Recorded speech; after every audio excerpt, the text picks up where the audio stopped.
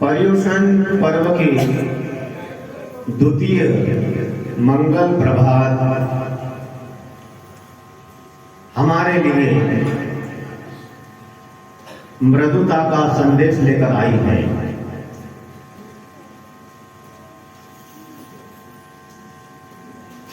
यह पर्युषण पर्व के द्वितीय मंगल प्रभात हमें मोक्ष सुख की ओर ले जाना चाहती है।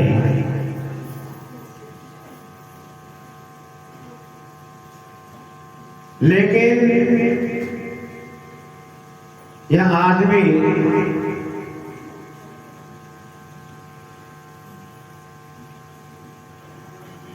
जब जन्म लेता है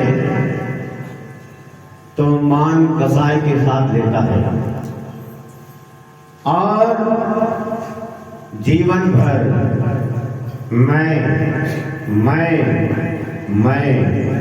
मैं करके रहता है।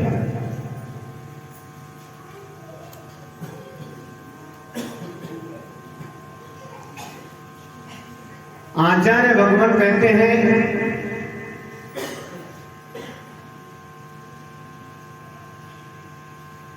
कि प्राणी तो पूरे जीवन भर मैं करता है। हमने तो सुना था कि बकरी ही मैं करती है, लेकिन तो इंसान होकर पूरे जीवन भर मैं करता है। और जो मैं करता है उसके लिए तिर्यंच गति का द्वार, तिर्यंच आयु का द्वार खुल जाता है। अब ये उत्तम मानव धर्म हमें इस द्वार से बचाना चाहता है। वह सबके लिए संदेश देता है, मृदुता का व्यवहार करो, कोमलता का व्यवहार करो। और मार्गव का अर्थ ही होता है कोमल परिणाम रखना।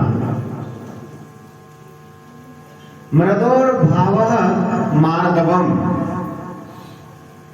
कोमलता के परिणाम को मार्दव धर्म कहते हैं। मान कसाय के न होने को ही मार्दव धर्म कहते हैं।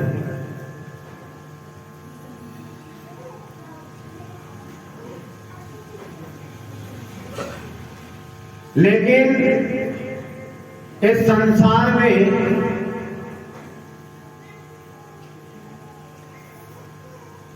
हम सभी लोग देखते हैं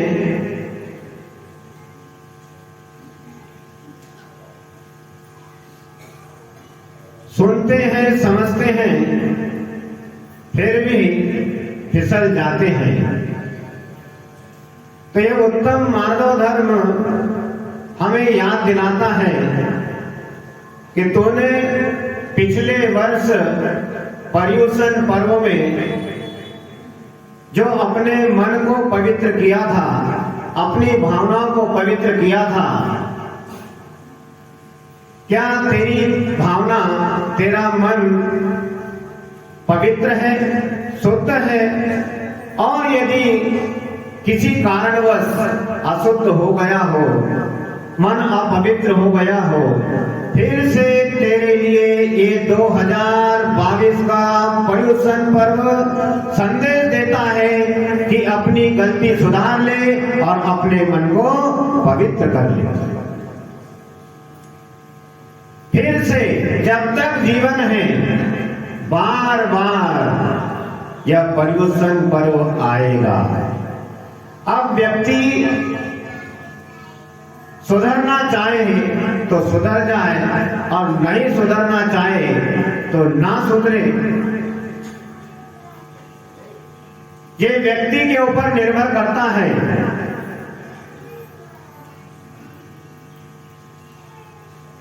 सरस्वती, हे जगदम्बा, हे चंडी काली कप्पर वाली, काली कलकत्ते वाली,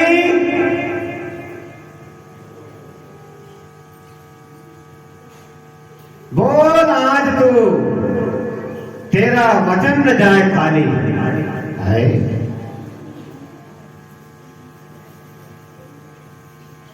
तेरा वचन न जाए खाली, ऐसा किसने किससे कहा? ध्यान से सुनने की आवश्यकता है। एक परिवार में पति पत्नी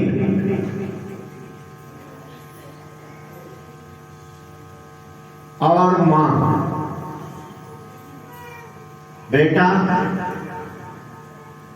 बेटे की मां और बहू की सास, एक ही बात है जिसको हम कहते हैं मां।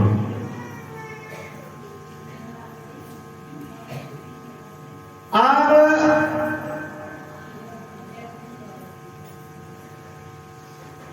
कुछ लोगों की आदत होती है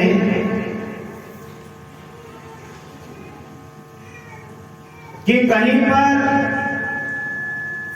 कोई सास अपनी बहू को नीचा दिखाना चाहती है तो बहू सास को नीचा दिखाना चाहती है, तो कहीं पति पत्नी को नीचा दिखाना चाहता है, कोई बेटा अहंकारवश अपने माता पिता को नीचा दिखाना चाहते हैं।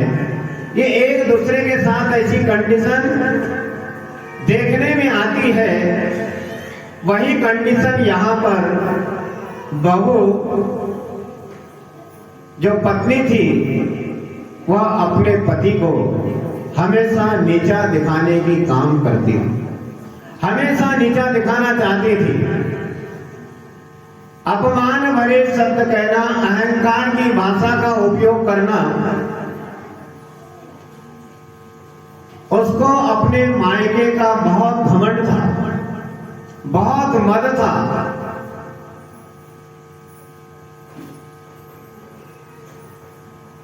एक दिन उसने बहाना बनाया पेट दर्द का और बिस्तर पर लेट गई।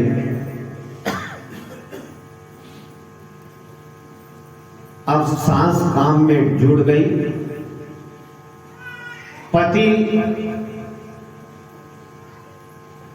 इलाज करने में लग गया, इस डॉक्टर को ला, उस डॉक्टर को ला, इलाज करा था। अब सासू मां, बेटा उठो, नहा लो। हाँ उठ रही हूँ, बहुत पेट में दर्द है मेरे। अरे कोई बात नहीं बेटा, दवाई ले लो, औषधि ले लो, स्नान कर लो, भोजन कर लो। बड़े मुश्किल से उठे, बैठे, भोजन किए, फिर सो गए। बस खाए पिए सो गए। मेरे पेट में दर्द है, मेरे पेट में दर्द है। जैसी पति ड्यूटी से शाम को आता है तो बस कराहना शुरू हो जाता है, मेरे पेट में दर्द है। पति ढंग से रोटी भी नहीं खा पा रहा है, भोजन भी नहीं कर पा रहा है। अब कहती है कि मेरे पेट में दर्द हो रहा है, बहुत बड़ा तकलीफ, असहनीय दर्द हो रहा है, क्या करूं? अब कोई दुखी हो, बीमार हो तो घर के पूरे परिवार के लोग उसकी सेवा में लग जाते हैं। अब झोला छाप डॉक्टर से लेके बड़े बड़े डॉक्टर से इलाज करा दिया। डॉक्टर कहता है कि कोई तकलीफ नहीं है इसको, लेकिन वो कहती है कि मेरे पेट में दर्द है। एक दिन पति परेशान हो गया, कहता है कि हे जगदम्बा, हे सरस्वती, हे काली कप्पर वाली, कलकत्ते वाली, बोल तेरा वचन न जाए खाली, आज तू मुझे बता दे तेरे इलाज क्या हो सकता है? झोला छाप डॉक्टर से लेके बड़े बड़े डॉक्टर को दिखा दिया। हे देवी सरस्वती, तेरे हाथ जोड़ता हूं, आज तुझे बताना होगा कि तेरी बीमारी का इलाज क्या होगा। वह कहती है, नाराज क्यों होते हो इतने? अरे नाराज नहीं हो तो क्या हूं, इलाज में कोई कसर बाकी नहीं रखी। अब तू ही बता दे क्या हो सकता है तेरे बीमारी का इलाज। वह कहती है, एक ही इलाज है, एक ही इलाज है। यदि मेरी सांस, मेरी सासू मां यानी आपकी जन्मदात्री माता यदि अपना मुख काला करके, सिर मुड़ा करके सुबह सुबह मुझे प्रथम दर्शन देगी तो मेरे पेट का दर्द ठीक हो सकता है।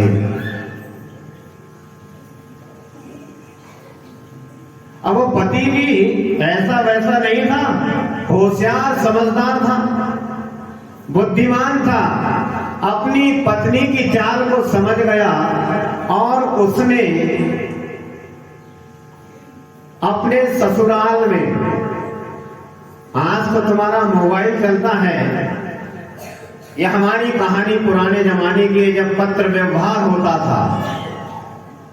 वह पति भी चालाक था, उसने अपने ससुराल में अपने सासू को एक पत्र लिखा और पत्र में लिख दिया कि आपकी बेटी का स्वास्थ्य बहुत खराब है, बड़े बड़े डॉक्टरों से बहुत इलाज करा लिया लेकिन ठीक नहीं हो रहा है, और आपकी ही बेटी से पूछा गया कि आपकी बीमारी का इलाज क्या हो सकता है, तो आपकी बेटी ही हमें बताया है कि सजा हम आपको दे रहे हैं। आपकी बेटी ने कहा है कि मेरी माँ अपना मुख काला करके और सिर मुड़ा करके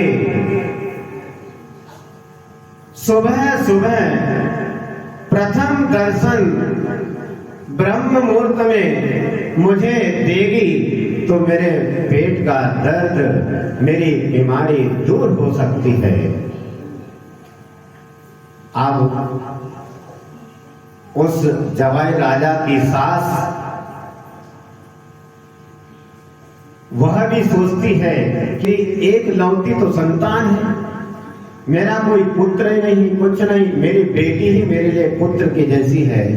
बड़ा स्नेह था उस पुत्री से, उस बेटी से। उसने जैसे ही पत्र पढ़ा वैसे ही अपना मुख काला और सिर मुड़ाकर सुबह सुबह अपनी बेटी के गांव में पहुंच जाती है। दरवाजा खटखटाती है और बेटी समझ जाती है कि अब आ गई, अब आ गई मेरी सास। दरवाजा खटखटाया, दरवाजा खोला, थोड़ा थोड़ा प्रकाश भी है, थोड़ा थोड़ा सुबह का समय, हल्का हल्का अंधेरा भी है। मुख काला है और सिर मुंडा है। अब वह बहू रानी पहचान नहीं पाई कि ये कौन स्त्री है और कहने लगी, वाह क्या मजा आ गया, मेरे पेट का दर्द कम होते जा रहा है। सुनो प्रिय, हे जीवन साथी, मेरी बात तो सुनो। अब पति वही मुस्कुराता है, हंसता है और वह कहती है, सुनो तो, देखो तो, देखो देखो देखो तो, हैं आप हंस रहे हैं, आप मुस्कुरा रहे हैं,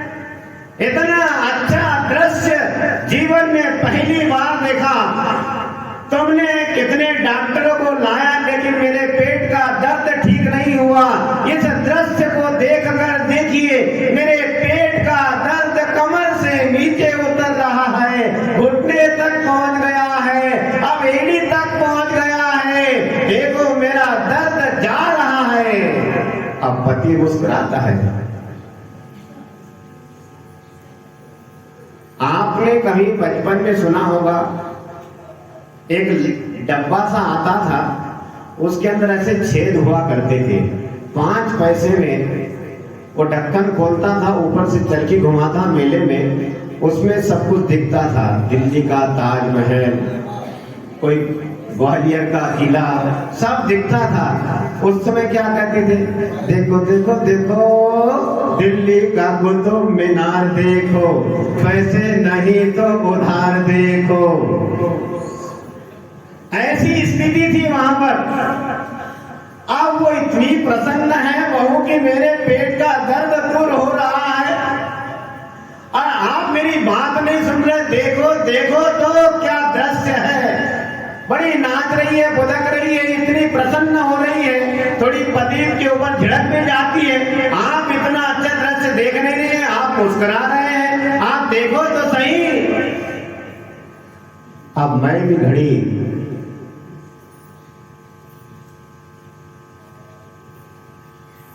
तो पति, हाँ हाँ बोल मेरी प्रिय, क्या बात है? अरे देखो तो क्या गजब का दृश्य है, मुंह काला है, सिर मुंडा हुआ है, जीभ बाहर निकली हुई है। ये दृश्य देखकर इतना आनंद हो रहा है, मेरी बीमारी पूरी पेट से नीचे निकल गई, पांव से निकल गई है। पति कहता है हाँ बहुत अच्छा हुआ, आज तेरा इलाज हो गया। हाँ इलाज तो हो गया, लेकिन आप तो महिला की तरफ देख क्यों नहीं हो? देखो तो एक बार देखो तो मेरे प्रिय, मेरे प्राण प्रिय, देखो तो।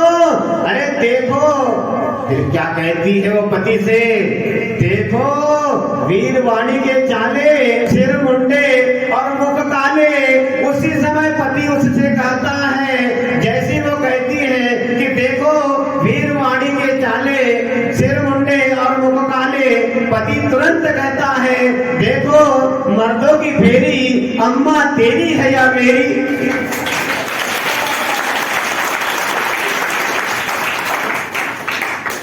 भाई देखो कितनी प्रसन्न हो रही, एक बार तो देख तो ले, अम्मा तेरी है या मेरी? बेचारी शर्मिंदा हो जाती है, शर्म के मारे मुंह से आवाज निकालना बंद हो गई। इतनी शर्मिंदा हुई, लज्जा से नीचा हो गया, मान भंग हो गया। उसने पहचाना, सिर मोटा तो काला था, उसने सोचा कि सास है, लेकिन उसकी मां नहीं। इसलिए आदमी कहती देखो तो कि मेरी, अगर मेरी है तेरी देख तो ले पहले। तो अहंकार करता है, घमंडता है, मान करता है, ऐसे ही भंग होता है। ये कहते हैं मान मत करो, मान मत करो, अहंकार मत करो, झुक जाओ, अकड़ को छोड़ दो। अकड़ मुर्दे की पहचान होती है, और तो जिंदा आदमी यदि अकड़ तो मरे मुर्दे जैसा। पानी का पूरा मान भंग होगा। लड़ से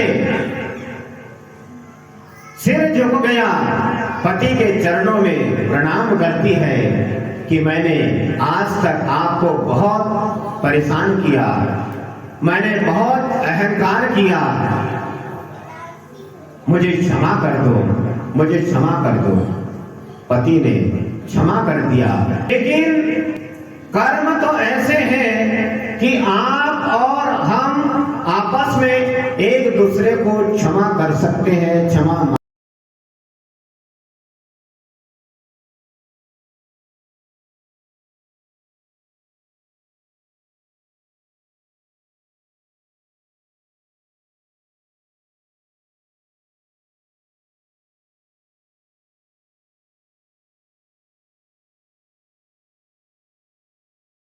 चाहे शुभ क्रिया हो चाहे अशुभ क्रिया हो, वह फल देकर जाती है। इसीलिए हमें अशुभ से बचना चाहिए और शुभ की तरफ ध्यान रखना चाहिए। जितने भी लड़ाई झगड़े, जितने भी आज झंझटे देख रहे हैं विश्व में, ये सब मान कसाय के कारण है। इस लोक में और परलोक में भी यह मान कसाय अहंकार आदमी को दुख देता है। इसीलिए मान कसाय को हमारे हृदय से बाहर निकालना होगा। और ये मान कसाय ऐसे नहीं निकल जाती है, ये तब निकलती हैं जब हम अपनी आत्मा के स्वभाव को पहचानने की कोशिश करते हैं कि हमारी आत्मा का स्वरूप कैसा है। हमारी आत्मा ज्ञाता दृष्टा आत्म राम। ये पर्युषण पर्व विशेष रूप से हमें आत्मचिंतन की ओर अग्रसर करता है कि थोड़ा विचार करो, चिंतन करो कि हमारी आत्मा का स्वरूप कैसा है। हमारी आत्मा अनंत ज्ञानमय, अनंत दर्शनमय, अनंत सुखमय, अनंत वीर्यमय, अनंत स्वभाव, अनंत वीर्य स्वभाव वाली है। थोड़ा तो हमको चिंतन करना होगा। पूरी जिंदगी भर इस शरीर के पीछे पड़े रहते हैं, इस शरीर के माध्यम से अनेकों प्रकार के पाप करते रहते हैं। तत्वार्थ सूत्र में आचार्य उमा स्वामी महाराज कहते हैं, काय वांग मनः कर्म योगा। मन वचन काय से कर्मों का आना होता है, आश्रव होता है, और यही आश्रव हमें दुख देता है। चाहे वो क्रोध हो, मान हो, माया हो, लोभ हो, किसी भी कारण से हो, कर्मों का आना होता है और उसे हमें भुगतना होता है। इसीलिए कहते हैं कि मान मत करो, घमंड मत करो। किस पर घमंड करते हो? कागज के रंगीन टुकड़ों पर। थोड़ा बहुत धन कमा लिया, ऐसे धन के ऊपर। थोड़ा बहुत वैभव पा लिया, इसके ऊपर। क्या संपदा के ऊपर, संपत्ति के ऊपर, अपने पुत्र के ऊपर या मित्र के ऊपर हम अहंकार करते हैं। कितनी बार यह जीव सम्राट बन गया होगा, महाराज बन गया होगा, देवों में जाकर, स्वर्ग में जाकर देवों के ठाट बाट को भी भोग लिया होगा। और यहाँ पर थोड़ी सी संपत्ति क्या मिल जाती है तो आदमी अहंकार करता है। यह फैक्ट्री मेरी है, मेरी फैक्ट्री में 200 लोग काम पे हैं। यदि मैं फैक्ट्री बंद कर दूं तो 200 लोग मर जाएंगे। ये रोटी कौन चलाएगा? कैसे जीवन चलेगा? आदमी ये सोचता है। एक छिपकली छत पर चिपकी रहती है, वो क्या सोचती है? पूरी छत का भार मैं ही उठा रही हूँ। तो ऐसा अहंकार हमें नहीं करना चाहिए कि ये फैक्ट्री मैंने बनाई, ये स्कूल मैंने बनाया, ये धर्मशाला मैंने बनाई, ये मंदिर मैंने बनाया, मैं घर का चलाने वाला हूँ, मैं घर परिवार का पालन पोषण करने वाला हूँ। लेकिन बंधुओं, बात समझने की है, ये जितने भी ऐसे विचार आते हैं ये मान की कोटि में आते हैं, अहम की कोटि में आते हैं।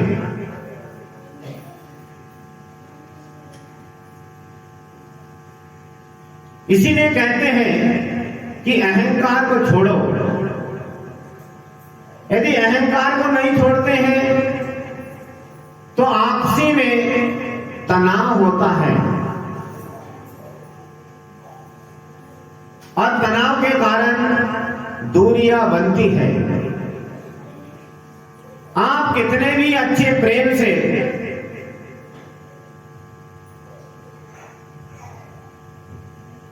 निमंत्रण दो, हमारे घर आप आना और भोजन करना, बहुत अच्छी बात है। आपने बड़े प्रेम से निमंत्रण दिया, भाई साहब भोजन के लिए आना। अब भोजन के लिए कोई बच्चा है किसी के यहां पहुंच गया, कोई युवक है पहुंच गया, अब भोजन के लिए बैठा, आपने बड़े प्रेम से उसे बुलाया है, वो भोजन के लिए बैठा, और भोजन करते समय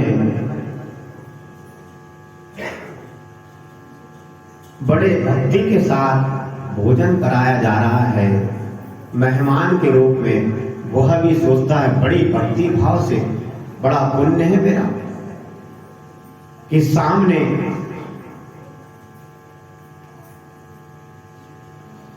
शांति से आदमी घर का मालिक बैठा है और मुझे भोजन कराया जा रहा है।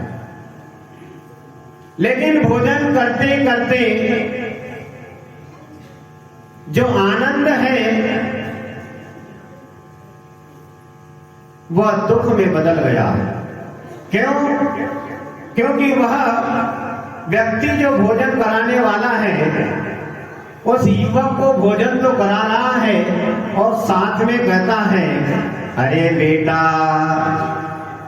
कभी भी भोजन की थाली को पीठ नहीं दिखाना। और कभी एक बार भोजन की थाली को पीठ दिखा भी दिए। पुराने लोग बोलते थे कभी भी भोजन की थाली को पीठ नहीं दिखाना, भले थोड़ा 2 रोटी खा लो भैया लेकिन खा लो। तो व्यक्ति सामने बैठा है उससे कहता है कि बेटा भोजन की थाली को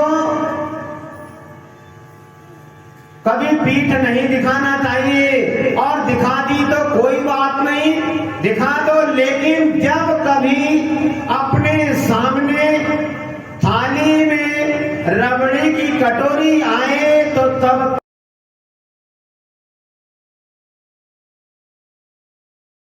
खाओ तो क्या होगा? नहीं बेटा खाओ, अच्छे से खाओ, रबड़ी बढ़िया से खाओ। अब बेटा बेचारा खा रहा है, अब खाते हैं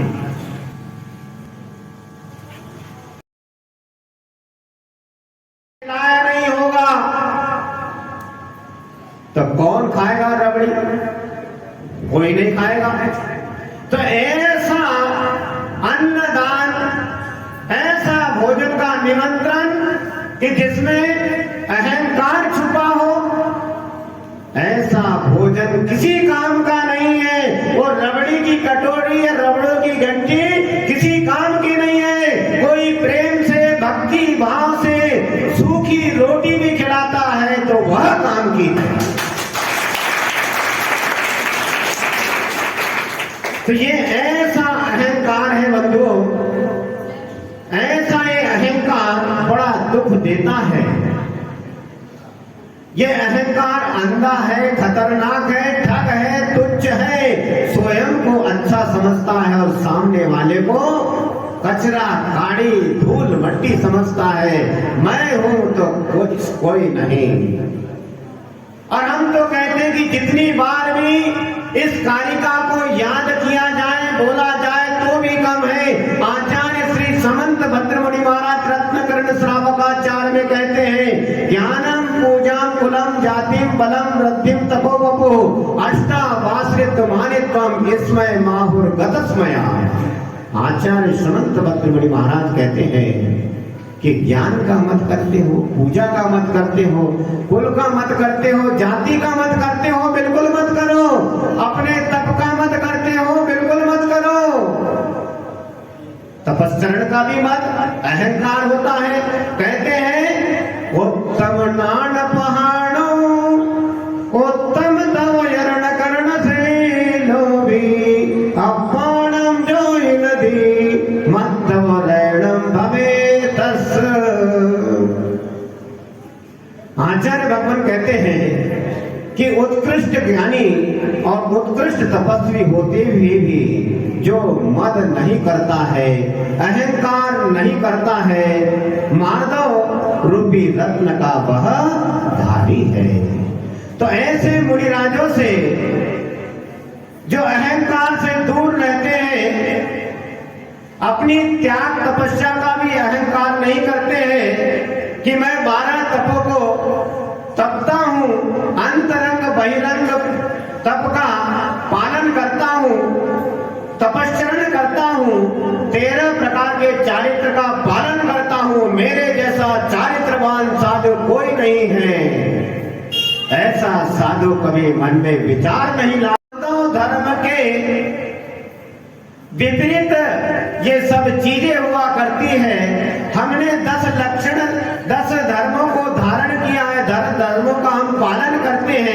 हम अहंकार क्यों करें? तो ऐसे मुनिराजों से हमें सीखना चाहिए। और हमारे आचार्य भगवान समंत भद्रमणि महाराज ज्ञानम पूजन बलम जाति बलम तपो बलम वृद्धिम तपोपो अष्टावाश्रित मानिकम इसमय माहुर गतस्मया कहते हैं कि ज्ञान का, पूजा का, कुल का, जाति का, तप का, शरीर का, बल का, रिद्धि का मत करो, इससे नुकसान होगा।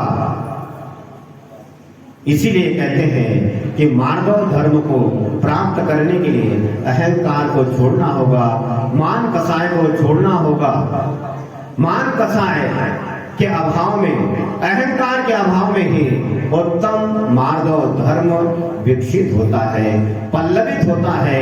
और हम भावना भाते हैं कि आपके और हमारे सभी के जीवन में उत्तम मार्गव धर्म का पालन हुए। इसी मंगल भावना के साथ परम पूज्य गुरुवर आचार्य श्री उदार सागर जी महाराज की